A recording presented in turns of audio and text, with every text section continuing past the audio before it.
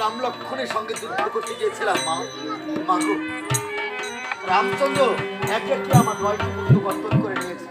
পিতা শঙ্করের আশীর্বাদে পুনরায় মাগো, আমি যে পুনরায় সেই রামচন্দ্রের সঙ্গে যুদ্ধ করতে যাবো, আমারও প্রাণে বড় ভয় করছে। মাগো, তুমি যখন নিজ গুলি কৃপা করে এসেছো মা, তুমি আমায় এই আদেশ করে দিয়ে যাও, আমি যেন সেই রাম লক্ষ্মণের সঙ্গে যুদ্ধে যেতে পারি।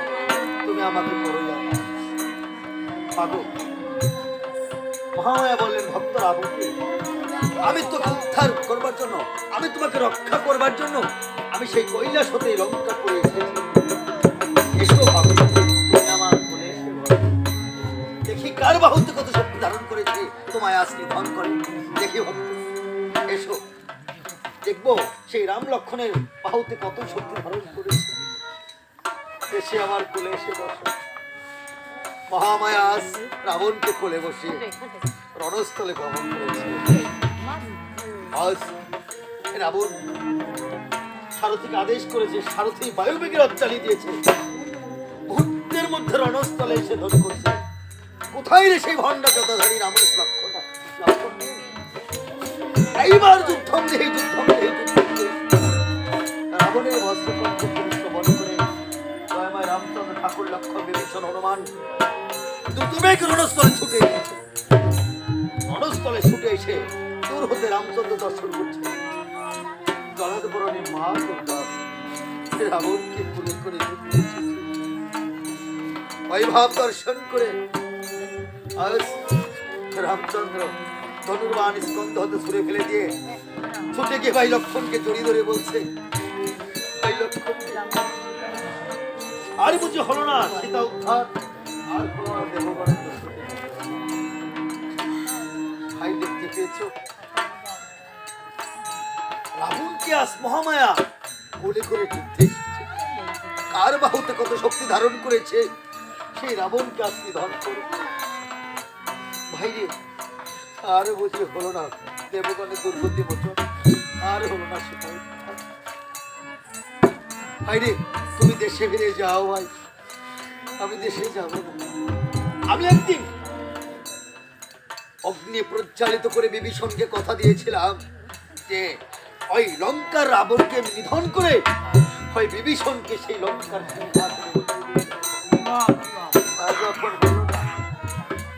আমি আর অযোধ্যে যাব না। ভাই রে, তুমি অযোধ্যে যাওয়ার সময় বিভীষণকে সঙ্গে করে নিও ভাই, কারণ সেই অযোধ্যার সেই মূল্যবান রত্ন সিংহাসনে তুমি বিভীষণকে বসিয়ে দিও।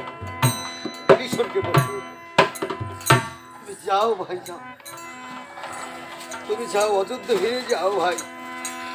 আমি যাব না, যাব না, আমি যাব না।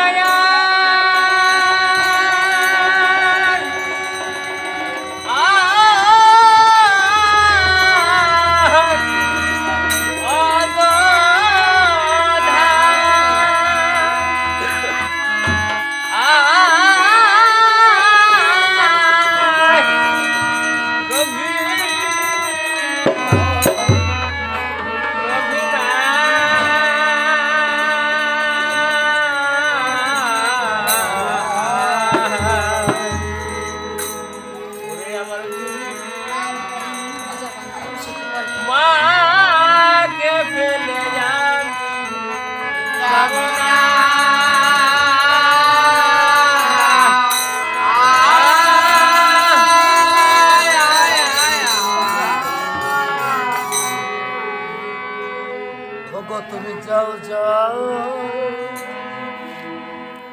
ওরে ভাইরে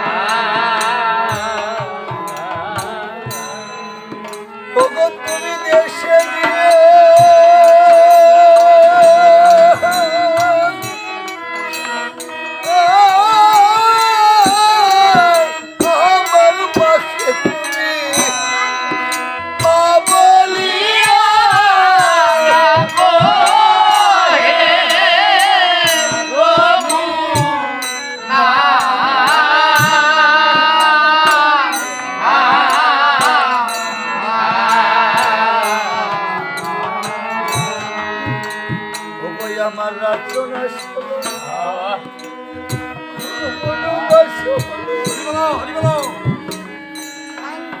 ওরে দেশে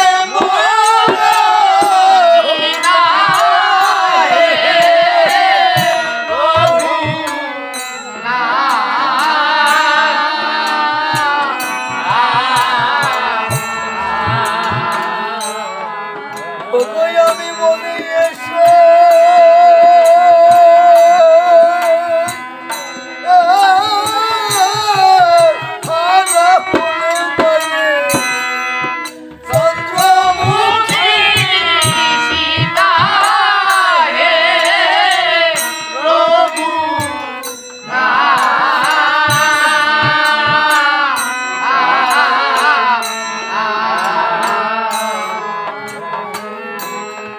আমার রাজ্য নাশ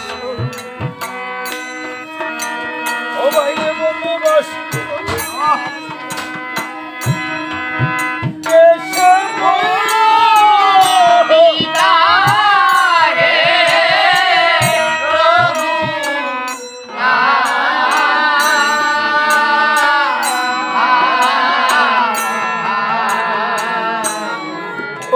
আমি মনে এসে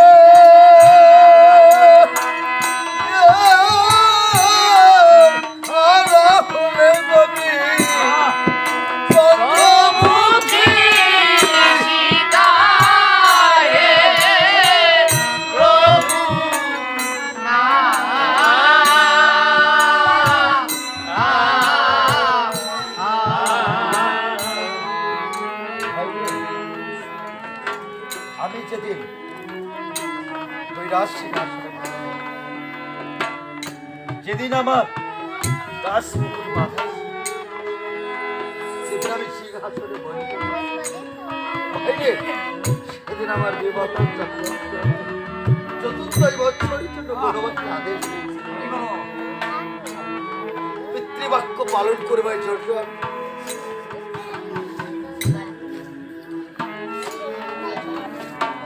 বনে গিয়েছিলাম বাইরে আমি বনে গিয়ে কিছুদিন পরে জানতে পেলাম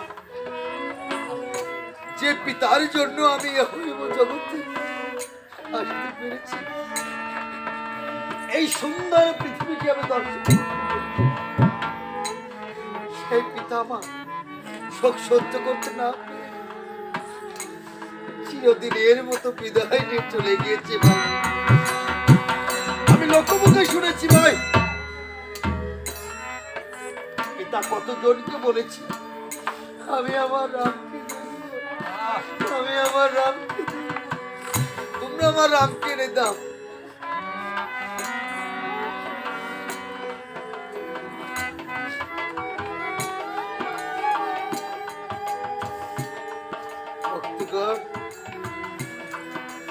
এই পৃথিবীতে যে যে জিনিস না হারিয়েছে সে হারাবে না।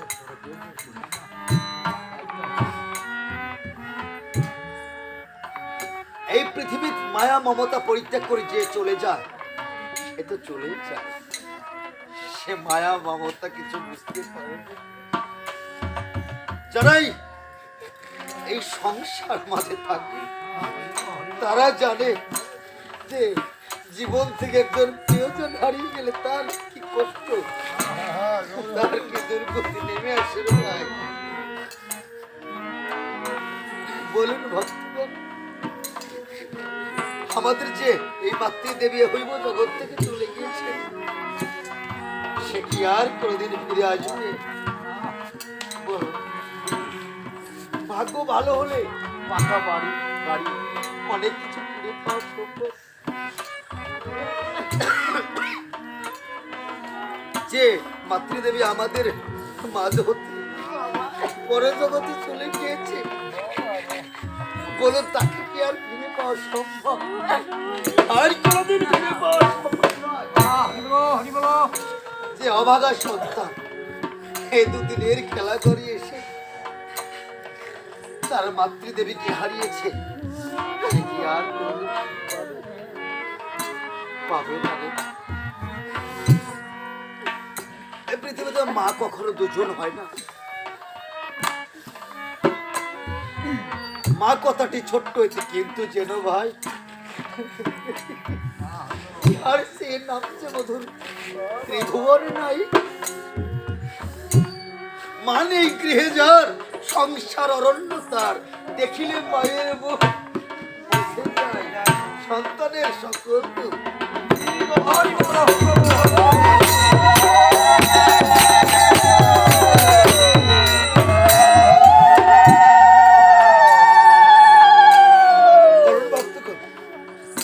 এতদিনের খেলা করে যে অভাগী তার স্বামীকে হারা হয়েছে, সে কি আর কোনদিন ফিরে পাবে? কোনদিন ফিরে পাবে? পাবে আর সম্ভব নয়, কারণ এটা হচ্ছে হারানোর স্থান। হারানোর স্থান, কেউ পায়নি কিছু। এই সংসার নাট্য রঙ্গমঞ্চের পরে শুধু আমরা অভিনয় করে গেলাম, চুপ পেয়ে গেলাম।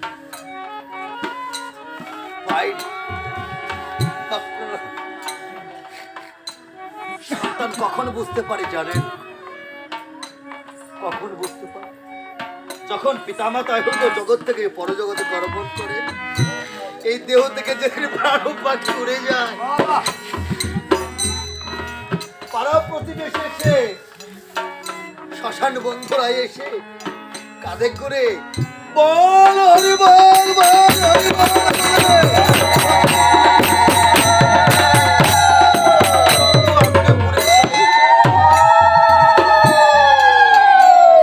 সন্তান এসে যখন দেখতে পায় শূন্য কুটির, তখন বুঝতে পারে আমার এই পৃথিবী থেকে কি হারিয়ে গিয়েছে। দেখবেন বাস্তবে অনুমান নয়, বর্তমান যাদের মাতৃদেব জীবিত আছে, মা সন্তান যদি বাজার থেকে একটু রাত করে, মা যদি থাকে বলে বাবা রে, ও মা তুই এত রাত করে ঘরে ফিরিস কেন? বাবা তুই এত রাত করে ঘরে ফিরিস কেন? দিনকাল ভালো না, তুই কেন এত রাত করে বাড়ি ফিরিস? বলো মা তুমি ঘুমাওনি? বাবারে, কারো সন্তান যদি ঘরের বাইরে থাকে, তার মার কি আর চোখে ঘুম ধরে না? এই পৃথিবী ঘুমিয়ে পড়ে, কিন্তু মা কখনো ঘুমায় না। সেই মাকে আমরা কত অবহেলা করি। ভক্তগণ আমার হারিয়ে গেছে, আমি সবকিছু হারিয়ে আজ আপনাদের চরণ তলে স্থান নিয়েছি। আমি জীবনে মা বাবার মুখ দর্শন করতে পারি। আমি এই পৃথিবীতে একটা কুলঙ্গার সন্তান, পাপিষ্ঠ।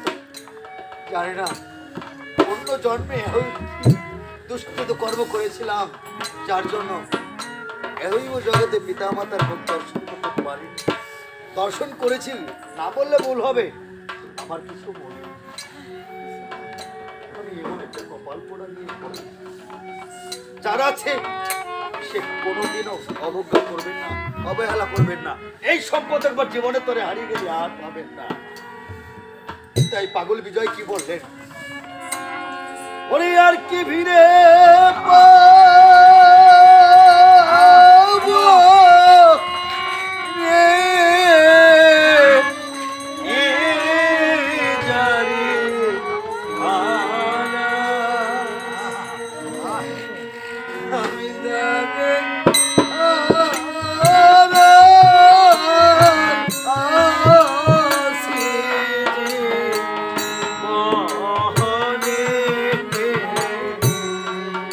আরে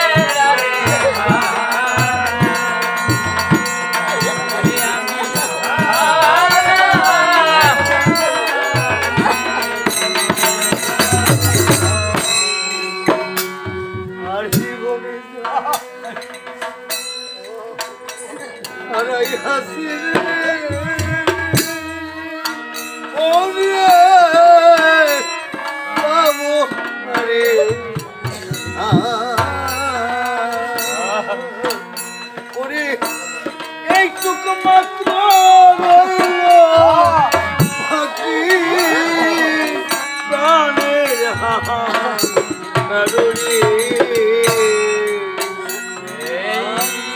জীবনে দাস হারাইয়াছি ভাবনারে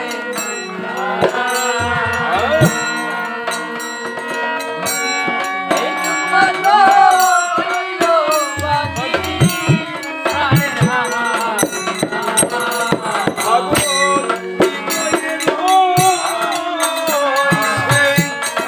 ওই চিত্র বিনোদ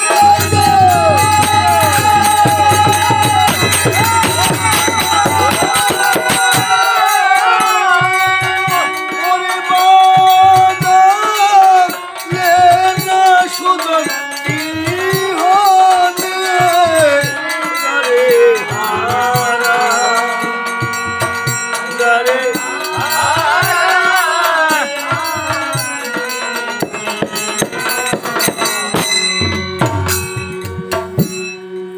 রামচন্দ্র ঠাকুর লক্ষ্মণকে বলছে, ভাই তুমি দেশে যাও, তুমি দেশে যাওয়ার সময় তুমি আমার বান্ধব, তুমি আমার সহযোগী, একটি কার্য করবে না। কি করবে জানো? ওই সরস নদী দিয়ে যাওয়ার সময় তুমি তোমার এই অবদান দাদার নামে একটা বালুর পিণ্ড দিয়ে যেও, একটা বালুর পিণ্ড দিয়ে যেও। তুমি আমার ভাই হয়ে, তুমি আমার সহোদর হয়ে, তুমি আমার বান্ধব হয়ে এই কাজটি করো। যদি ভাবতে পারো, আমার এই মহামণি এই রামচন্দ্রের ব্যাংকে 20টি টাকা জমা রেখে আপনারা সকলে আশীর্বাদ করবেন ভগবান রামচন্দ্র যেন আমার এই মামনিটাকে খুব ভালো রাখে, সুস্থ রাখে, ও যেন লেখাপড়ায় অনেক ভালো, পিতা মাতার ও যেন নাম রক্ষা করতে পারে, প্রত্যেকের সন্তান। মা, তোমার মা জননী সে ভগবান রামচন্দ্রের ব্যাংকে জমা রেখে গেলেন, আপনারা আশীর্বাদ করবেন আমার এই মামনি যতদিন জীবিত থাকে সে যেন এই মধুর রাম নাম শ্রবণ করতে পারে, সাধু সঙ্গ করতে পারে। তাই রামচন্দ্র ঠাকুর লক্ষণকে বলছে, ভাই তুমি যাওয়ার সময় আমার বান্ধব হয়ে, আমার সহোদর হয়ে একটি কাজ করবে। কি করবে জানো? ওগো তুমি যাওয়ার সময় ওরে ভাইরে লক্ষণ ওই সরুদ দিয়ে যেও তুমি। আমায় আমায় ভাইরে দাদা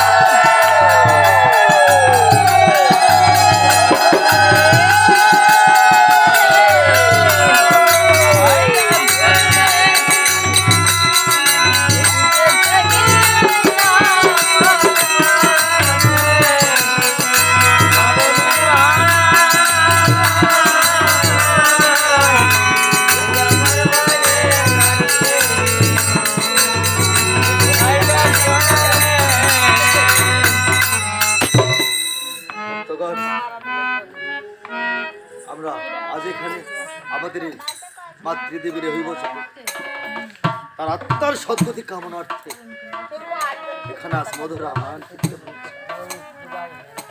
আমাদের সকলেরই একদিনে এই দিনটা যেতে সকলের জন্য অপেক্ষা করছে। কেউ সকালে, কেউ বিকালে, কেউ অকাল, তাই না?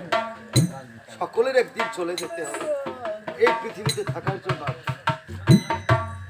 শুধু ভক্তগণ, আমরা জানি না আমাদের মাতৃদেবী এমন ভাবে বা কোথায় আছে, তবে আমার মনে হচ্ছে কি না, যেখানে হয় এই সাধকের বৈষ্ণবের আগমন, সেখানে হয় নবনীত। আমার মনে হচ্ছে এখানে সেই অনাদিরাদি গোবিন্দ তার সেই রাধিকা সহ রামচন্দ্র এখানে বসে কীর্তন করছেন এবং এই ভক্ত শ্রবণ করছে। তাই আজ আমি সকলকে সেই বৈষ্ণব জ্ঞান আমি আজ নমস্কার করি এবং সকলের পদরূপ আমার মাথায় রাখি। কারণ আমার জীবনে এমন দিন আর বাকি হতে পারে নাও পারে। যখন এসেছি এই মধুর বৃন্দাবনে, তখন কেনই বা খালি হাতে যাব? তাই বলি দাও দাও সবে আমার চলো ধুলি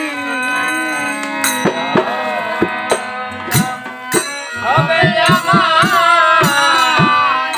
চরণ ধুলি।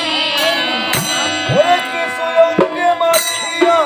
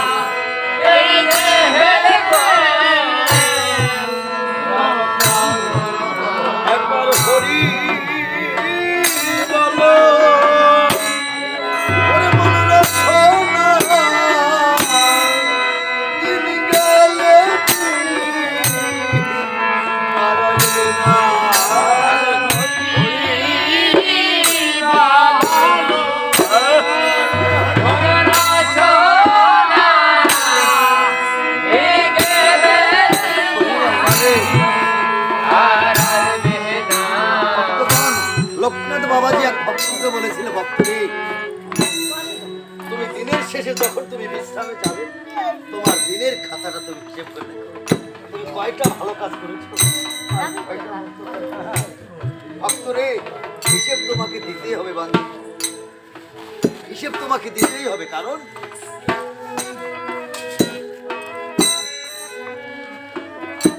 আর পূর্ব দিকে যখন সূর্য উদিত হবে, ওই সূর্যদেবকে একটা প্রণাম করবে। কেন করবে বাবা জানো? বাবারে, নিঃশ্বাসের বিশ্বাস নেই, মৃত্যুর কোনো বয়স নেই। আগামী দিনের সূর্য তোমার ভাগ্যে আর আর নাও দিতে পারে না। তোমার ভাগ্যে নাও দিতে পারে না।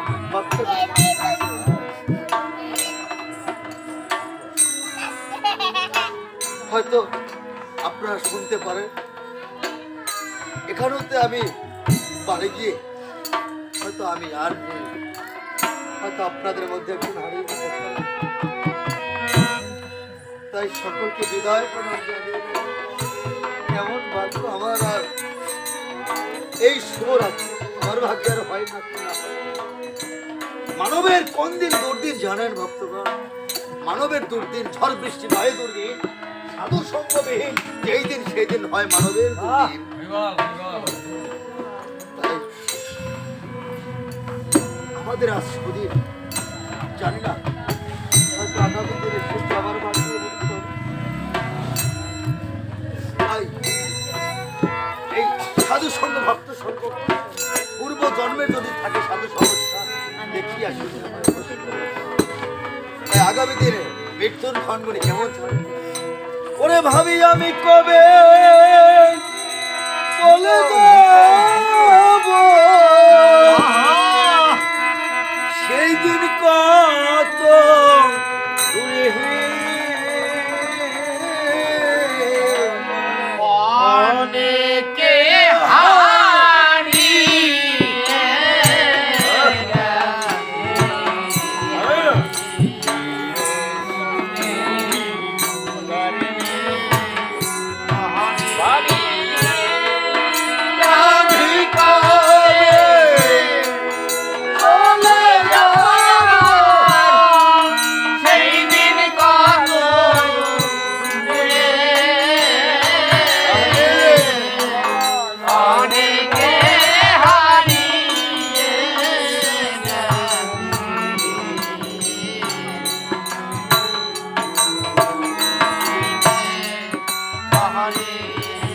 ওরে ফেলে আসা ওই দিনের স্মৃতিগুলো তাকে করে অনেকে হারিয়ে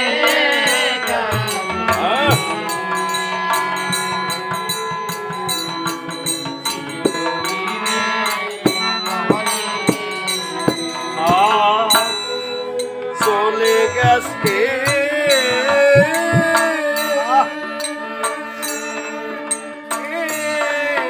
আর আসবে না, করবে না আর মনে হারানো জনের স্মৃতির ব্যথাগুলো, ব্যথার সরে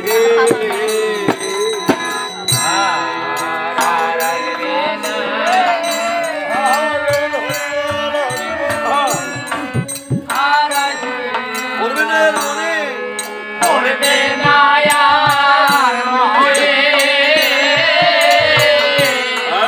হারানো ঘরে স্মৃতির ব্যথা।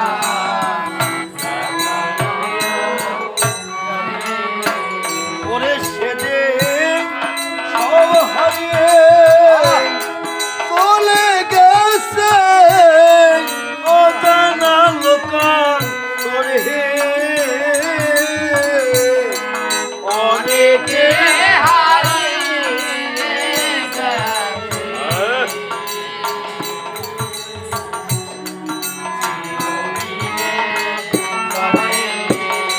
ভক্তগণ সকলে দিন চলে যেতে হবে, এটাই বাস্তব। এই পৃথিবীতে কারো থাকার ইচ্ছা নেই। কেউ দুদিন আগে কিন্তু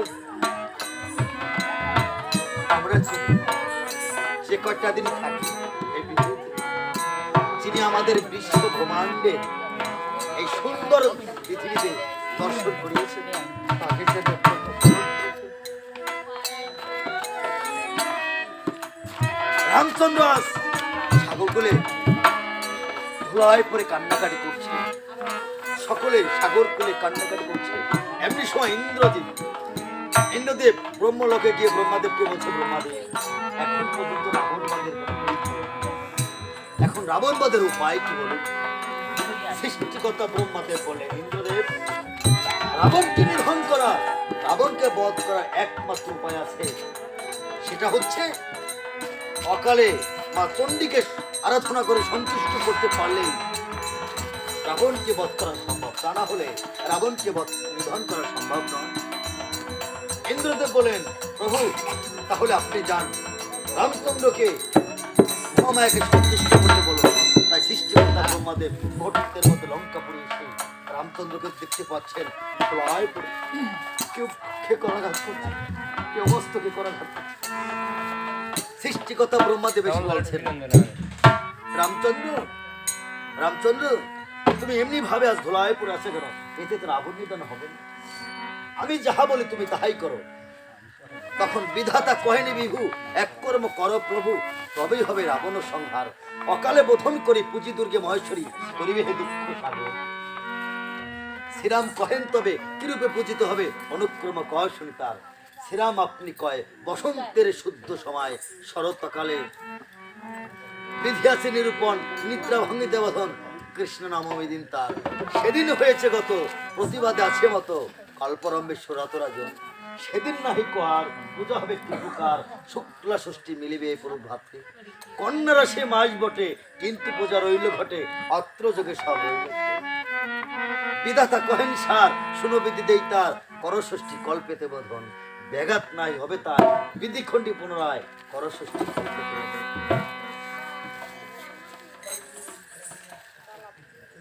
করষষ্ঠী কল্পেতে বোধন শুনে রাম সুখহান, বিধাতা গেলেন নিজ ধাম।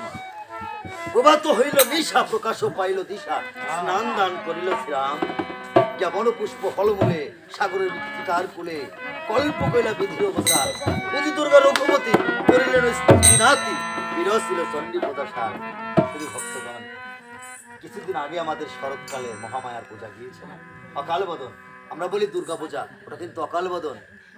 আর কালের পূজা কোনটা, যাকে আমরা চৈত্র মাসে যেটা হয় বাসন্তী পূজা বলা হয়। কয়েকদিন পূর্বেই আমাদের মহামায়া পূজা গেলেন, সেই পূজাটি আজ দয়াময় রামচন্দ্র করতে বলবেন। আপনারা সকলে আশীর্বাদ করবেন যেন রামচন্দ্রের পূজা নিজ গুণে নিজ সেই করেন। জয় জয় মা দুর্গা।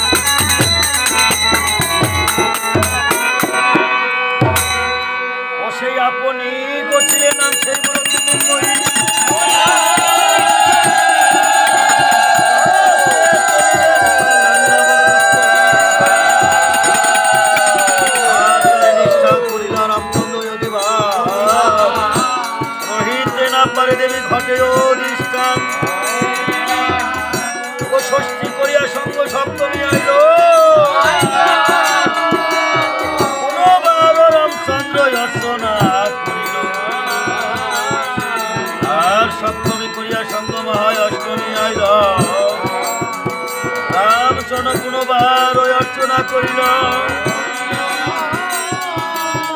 অগল নিশাকালে সন্ধি পূজা করিল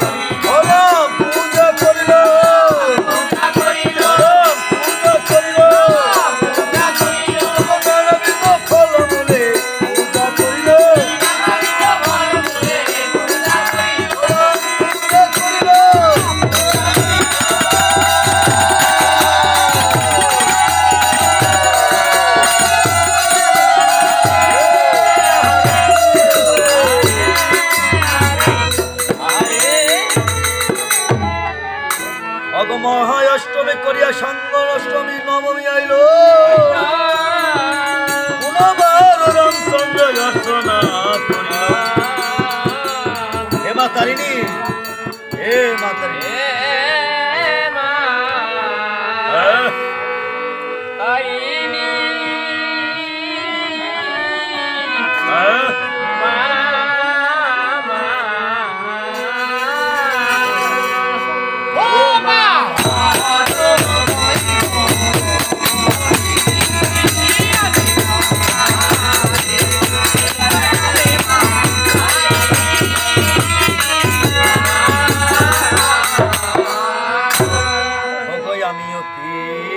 মোরয়তি গো মা বুঝান না জানি গো মা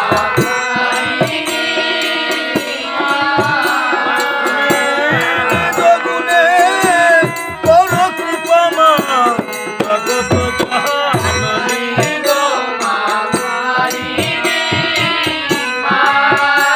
ওগো নবমী রঘুবতী বুঝিবারে ভগবতী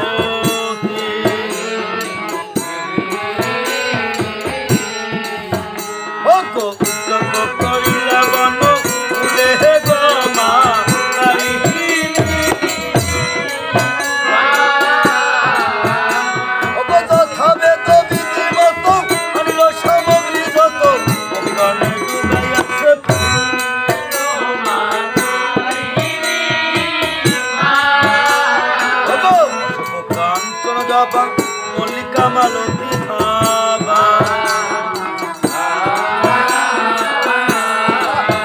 ও পলাশ পাটলি অবকুল জামা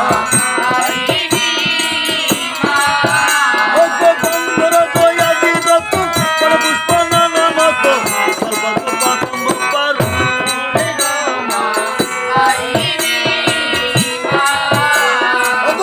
গোপাল সকল কোন দোকাল হারনা